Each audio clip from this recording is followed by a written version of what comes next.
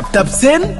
mooy application bi tax nga mën a yónnee ak jot xaalis bitim réew ba Sénégal li ci neex mooy 2 euros dong ngay fay ca bitim réew ak lu xaalis bi mën a toll soo nekkee Canada États-Unis wala Angleterre doo fay dara yomb na te gaaw na ci saa si nga jot message bi sa téléphone ay yow li neex na di alors lan ngay xaar mën nga télécharger application bi ci Play Store ou Apple Store ci saa si nga daal di mën a yónnee. yow mi am jafe-jafe ci wàllu néew kàttan sa ndoxu awra baaxul wala sax sa awra nooy kaay ma jox la solution bi ci gën a gaaw produit 100% bio baa ngi nii muy produit boo xam ne dafa naturel amul benn effet secondaire dañu la koy jox nga boole ko lem ak limon di ko naan matin ak soir mu daal di saafara say jafe-jafe neexal sa biir néegu sëy am nañu pommade boo xam ne boo ko diwee ci sa awra mu daal di koy dëgëral di jël ko waaye nag du ko guddal ma ne la bile pommade moom itam dafa naturel lépp loo ci jël du la jural benn effet secondaire jokkool ak ñun yow mi ko yittewoo ci 77 751 59 59 wala 76 313 93 94 ñun suñuy produit dañu la koy jox nga am ci satisfaction totale boo ko amul ñu daal di lay delloo sa xaalis ñun rek ñoo ko mën.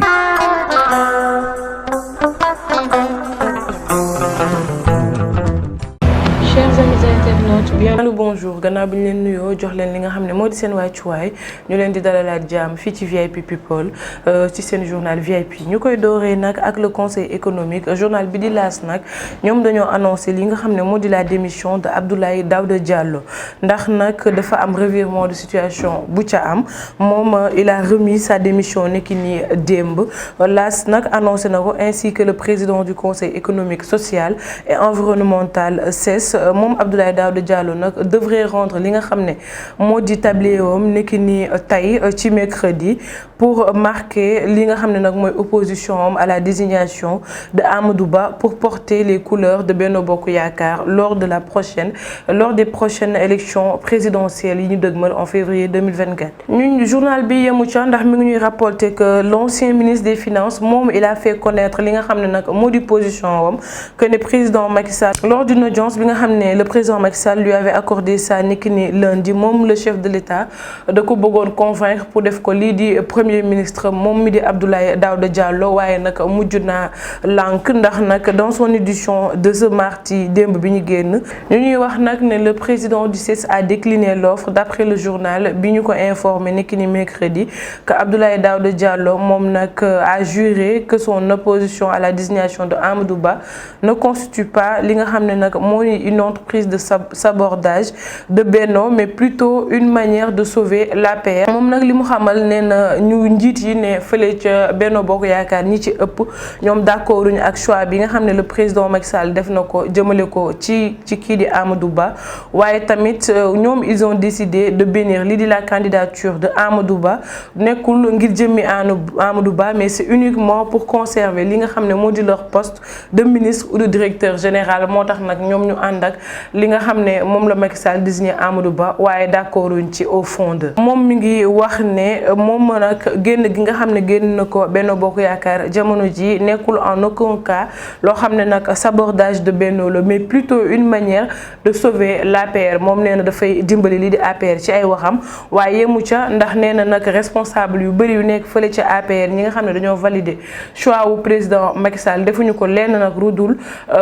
conserver place ya nga xam ne am nañ ko fa muy seen poste ministre wala directeur général la ñuy bañ a ñàkk moo tax ñu accepter choix bi nga xam ne Macky Sall def na ko ak Amadou Ba waaye nekkul loo xam ne moo doonoon li leen gënal ñoom. waaye mu ca ndax l'AS rapporte que Abdoulaye Daouda Diallo fera face à la presse vendredi pour s'adresser nag aux Sénégalais tout porte à croire que dafay annoncer li nga xam ne nag moo di candidature am pour les élections présidentielles yi ñu dëgmal en février 2024. Séisme au Maroc am des nouvelles du Sénégalais qui avait sauté du 4e étage ba ñàkk ci bakkenam moom nag c'est un Sénégalais boo xam ne bi séisme bi tàmbalee dafa paniqué tiit daal di tëb du 4e étage pour rëcc far ñàkk bakkenam fële ca Marrakech moom nag ñu ngi ñuy wax ne gannaaw bi séisme boobu frappé fële ca Maroc def plus de 2000 morts et autant de blessés d'après la RFM qui n'a pas précisé nag li nga xam ne moo di identité wu victime bi ñu ngi ñuy xamal ne la victime est vivante et elle est en ce moment prise en charge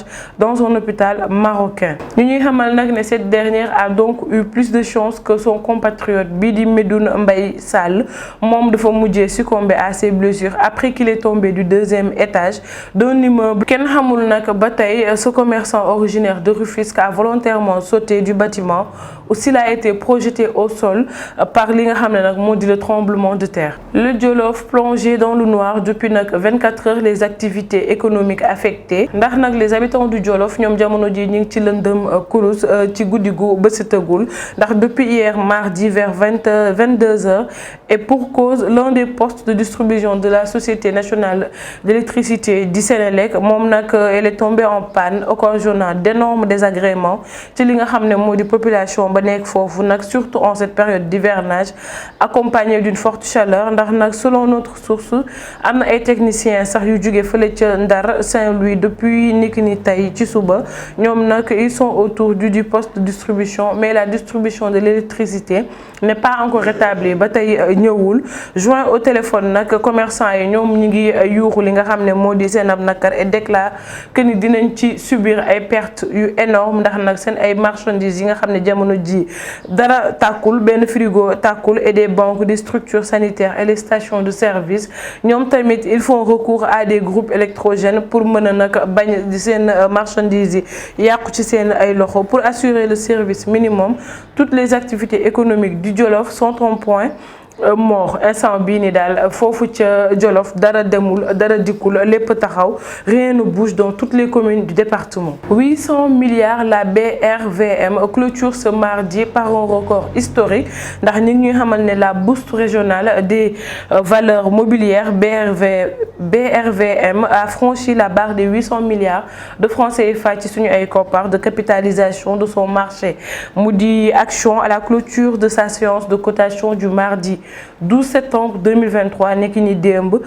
en s'établissant à 802,22 milliards de francs CFA, soit une progression de 5,85% depuis le début de l'année 2023. ñu ñuy wax ne ce nouveau record nag dafa daje ak la phase haussière entamée par le marché depuis l'année 2021 et traduit la confiance de li nga xam ne moo di les investisseurs économiques waaye tamit malgré la conjoncture internationale et régionale ñu ngi xamal ne il traduit également li nga xam ne moo di la résilience de nos entreprises. Plusieurs sociétés cotées nag ñoom jamono ji ont en effet progressé dans les différents secteurs d'activité en affichant li nga xam ne nag moo di des rendements intéressants. waaye avec ce nouveau cap, lii di la capitalisation boursière globale de la BRVM s'établit à 18 184,20 milliards de francs CFA, soit environ 30 milliards de dollars. ñu ñuy xamal nag ne ça représente environ 15% du PIB de la zone UEMOA, ce qui consolide sa place de 6e bourse africaine. L'innovation nag moo di la diffusion d'informations financières de qualité ainsi que l'amélioration de la microstructure et de la surveillance du marché sont les facteurs clés de li nga xam ne moo di des succès futurs. Pour rappel nag le cap des 7500 milliards de francs CFA ont été franchis pour la première fois le 21 octobre 2015. À la suite des manifestations yi nga xam ne nag elles ont éclaté dans la commune de Khossanto, on déplore nag 2 décès et une quinzaine de blessés. Ces affrontements nag ñoom ñu ngi trouver leur origine dans le nouvel arrêté du préfet concernant le recrutement de main-d'œuvre non qualifiée. Cette situation nag moo incité kii di le ministre de l'Intérieur di Antoine Félix Diome à ce que moom mu intervenir niki ni démb le mardi 12 septembre. Antoine Félix Diome accompagné d'Omar Sarr mu di le ministre des Mines et de Salif Sow ministre de la bonne gouvernance ñoom ils se sont rendus à Kédougou pour dialoguer nag avec les autorités et les différents acteurs concernés. Moom le ministre de l'Intérieur a commencé par rendre hommage aux personnes yi nga xam ne nag ñoo fa jot a ñàkk seen bakken, en particulier muy le grand frère du maire de Khossanto au nom du président de la République moom ca la leen jox li nga xam ne moo di njaalam. Il a rappelé aussi que la démarche du gouvernement jamono ji pour résoudre nag conflit boobu moo di repose sur le dialogue ndax lépp waxtaan moo ko mën a def avec toutes les parties nag prenantes Après des discussions c'est approfondi avec les divers acteurs, le ministre dit Antoine Félix Diome, dit le ministre de l'Intérieur au nom du gouvernement, il s'est engagé à prendre en charge l'ensemble des questions yi nga xamné nak mom lañ fa soulever jamono ji mu ñu xamal nak né par la suite il a effectué li di visite aux blessés yi nekk fële ci centre hospitalier de Kédougou Amath Dansokho waye tamit le ministre apporte un soutien financier de la part de l'État. Déclassification de la bande des Filao. Le collectif Chérif Abdoulaye Thiaw Laye de Malika obtient gain de cause dans le regroupement des collectifs des cités. Chérif Abdoulaye Thiaw fort de près de 6 collectifs avec plus de 3500 membres est sur le point de remporter combat bobu noné de plus de 10 ans. Les camarades du coordonnateur de Libaas Sow sont dans l'attente du maire de Malika pour être en possession avec un acte administratif une délibération pour, disent-ils, nous construire. Fort de plus de 3500 membres, le collectif des cités de Chérif Abdoulaye Thiaw est en phase de remporter combat qui a duré plus d'une décennie. L'ultime étape est en phase d'être entamée. Nous avons saisi les avocats à partir de lundi, mais ils nous diront la procédure adoptée. Même le maire nous a renvoyé aux avocats. Je vous dis que nous sommes en ligne droite avec le maire de Malika. Il ne pouvait pas réagir étant donné qu'il ne détenait pas divers, des documents lui prouvant ses compétences. Nous voulons construire et rien d'autre. Le maire de Malika ñaari possibilité la am pour trancher, soit mu délivrer li nga acte administratif wala une délibération approuvée par le préfet ou le gouverneur. Depuis plus de 10 ans nak ñom néna ñi ngi daw ci sen ginnaw té sen alal la ñom ñu lool dal ki di Libaas Sow mom la laisser entendre.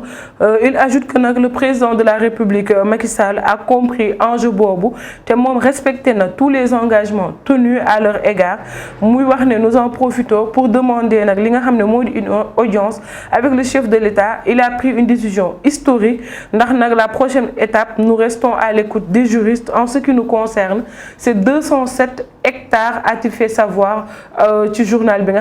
Tribune. Région de Ziguinchor, les maires élus de Benno Bokk Yaakaar ils soutiennent la candidature du Premier ministre Amadou Ba. Ndax les maires élus de la coalition Benno Bokk Yaakaar ñom ñuy xamal que leur soutien ñu koy affirmer et elle est inconditionnelle à la candidature d'Amadou Ba à l'élection présidentielle de février 2024.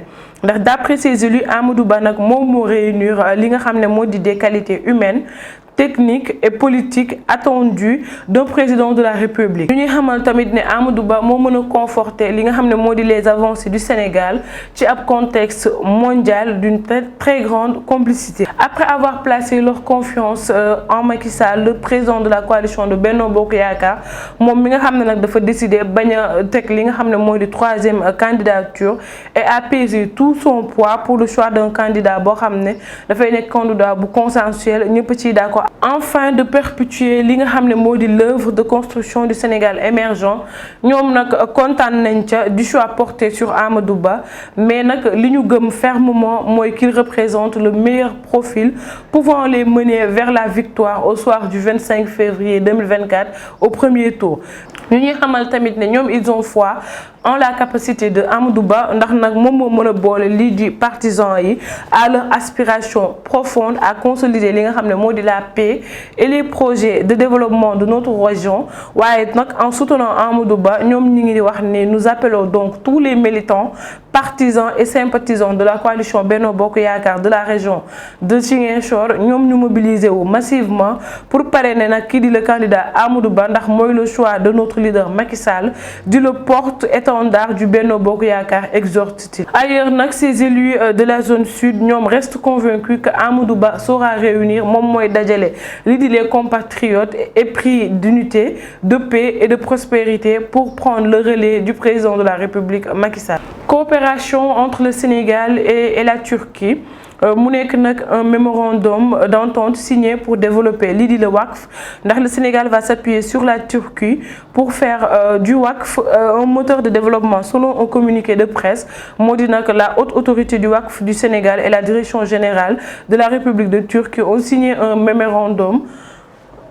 Ils ont signé un mémorandum d'entente le 11 septembre 2023 à Ankara. Selon la même source, cet accord de partenariat, selon le directeur général Racine Ba, décline les contours d'une coopération fructueuse dans le domaine du WACF. Le Sénégal compte notamment s'appuyer sur la riche expérience de la République Turquie, qui a réussi à faire du WACF un moteur de développement économique et d'inclusion sociale depuis le XVe siècle. Tout l'Empire ottoman, renseigne la même source. La cérémonie de signature du mémorandum s'est tenue en marge de la participation de la haute autorité du WACF à la 11e édition de la conférence internationale sur le WACF Moudinak en 2023, organisée par les universités Ibn Khaldun, Istanbul, Sabahati, Zem et Lim Yayam WACF à Istanbul en Turquie. Pour rappel, notons que le WACF est l'investissement d'une aumône en vue de la rendre perpétuelle et profitable à la société. Ajoute la même source. La HAO est une autorité administrative indépendante rattachée au ministère des Finances et du Budget. Elle a pour principale mission de vulgariser l'idée le WACF au Sénégal, contrôler et supervisionner l'idée les WACF privés, promouvoir le développement des WACF publics. Le pôle urbain de Diamniadio, le président Macky Sall a procédé mardi à l'inauguration d'une nouvelle usine de meubles. L'information a été partagée sur la page officielle Facebook de la présidence, indique que l'infrastructure qui porte la marque turque de Bigahome constitue un savoir-faire qui contribuera au relèvement du niveau de compétitif de nos entreprises locales par le développement des centres d'usinage et du projet mobilier national. Durant son allocution, le président Sall a tenu à souligner que ce très grand projet ouvrant à terme 5 hectares avec un investissement de 5 millions d'euros est un véritable hub de transformation, d'innovation. Dans cette usine ultra moderne, l'idée de l'artisanat fusionne avec la technologie pour créer un mobilier moderne et de qualité aux normes standards, a également déclaré qui dit le chef de l'État. Chers amis internautes, d'ici demain à la même heure, d'ici là, restez scotchés à la suite de nos programmes, là où on vous informe juste et vrai. Portez-vous bien. yow mi am jafe-jafe ci wàllu néew kattan sa ndoxu awra baaxul wala sax sa awra nooy kaay ma jox la solution bi ci gën a gaaw produit 100% bio baa ngi nii muy produit boo xam ne dafa naturel amul benn effet secondaire dañu la koy jox nga boole ko lem ak limon di ko naan matin ak soir mu daal di saafara say jafe-jafe neexal sa biir néegu sëy am nañu pommade boo xam ne boo ko diwee ci sa awra mu daal di koy dëgëral di jël ko waaye nag du ko guddal mani la bile pommade moom itam dafa naturel lépp loo ci jël du la jural benn effet secondaire jokkool ak ñun yow mi ko yittewoo ci 77 751 59 59 wala 76 313 93 94 ñun suñuy produit dañu la koy jox nga am ci satisfaction totale boo ko amul ñu daal di lay delloo sa xaalis ñun rek ñoo ko mën.